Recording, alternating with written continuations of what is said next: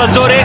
هنا الدوسري عبد العزيز يلعب كره الى عبد الله الزوري داخل منطقه الزاويه يسدد كره في المرمى. هدف اول للهلال، هدف للهلال في الدقيقه 21 من كره ممتازه من عبد العزيز الدوسري، هادئه لعبد الله الزوري. يظهر عبد الله الزوري يلعب الكره العرضيه عبد الله الزوري، ولكنها ليست عرضيه بالشكل الصحيح وبالشكل الصحيح. هي في المرمى للهلال.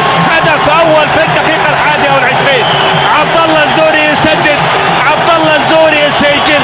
هذه عاده مره اخرى. هنا المحاوله من الناحيه اليسرى، نشاهد الكره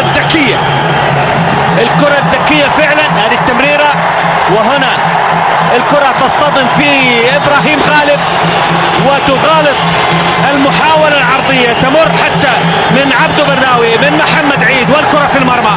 هدف هلالي اول يزيد من حماس الديربي، والهدف مسلم. خالد الغامدي لكي يفضل التمرير، ياسر الشهراني، ياسر يمر. حكم اللقاء لم يكن في سرعة هذه الكرة. ياسر الشهراني برضه يعني زعلان على الكرة كرة متابعة من ايوبي، تتسلم وتصل، وهدف التعادل للناصر. كرة من القناص، هنا القناص في هذه المباراة، القناص محمد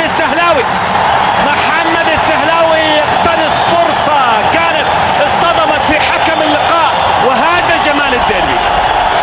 جمال الديربي، ليس التسجيل للنصر، ولكن أن يكون الحديث بعد ذلك عن حكم اللقاء الذي كان في طريق هذه الكرة التي أغضبت ياسر الشهراني وتحمس معها عندما قطعت، وكانت هجمة خطيرة للهلال. ارتدت، سدد أيوبي، اصطدمت في دفاع الهلال، وعندما وصلت إلى محمد السهلاوي اللي تواجد بشكل ممتاز خلف عبد القادر مجان، وأيضا بعيدا عن متابعة اللاعب محمد صالح نامي، وسجل النصر هدف التعادل للهلال. لا ياسر الشهراني، ياسر يحاول يمر عرضية عالية، وستيلوبيز، جول! هدف ثاني للهلال من كرة. ياسر الشهراني ينجح ومبسوط عليها كثير.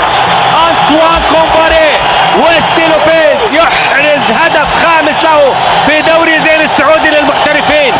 وستيلوبيز بالعرضية المميزة، بالعرضية المتقنة من ياسر الشهراني، يسجل للهلال هدف ثاني في الدقيقة 15. هذه عادة مرة أخرى عالية، وبين الظهير الأيسر حسين عبد الغني بين عبدو برناوي، يقفز عاليا وستيلوبيز يضع الكرة على يمين حارس المرمى عبد الله عنيزي. هدف ثاني للهلال. وستيلوبيز يسجل، وستيلوبيز بهذا الهدف أيضا يؤكد. قاضية مقطوعة تصل إلى ياسر الشهراني، ياسر يستلم الكرة، ما يزال يحافظ على الكرة، ياسر يمررها لعبد العزيز الدوسري، كرة للهلال، وستيلوبيز، وهدف ثالث للهلال في الدقيقة 24. وستيلوبيز سادس أهدافه في دوري زين السعودي للمحترفين، وهدف ثالث للهلال في مرمى النصر.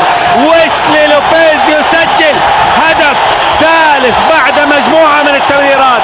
الخطورة عندما يكون ياسر الشهراني في وسط الكرات الهلالية بالفعل هنا، لكن التمريرة الأخيرة كانت من عبد العزيز الدوسري في وسط دفاع النصر تماما، مررها رائعة. وستيلوبيز على طول يخلص، هذا اللاعب يخلص بالفعل ويسدد كرة في المرمى على يسار حارس المرمى عبد الله العنزي. هدف ثالث للهلال في الدقيقة 24 من زمن شوط المباراة الثاني.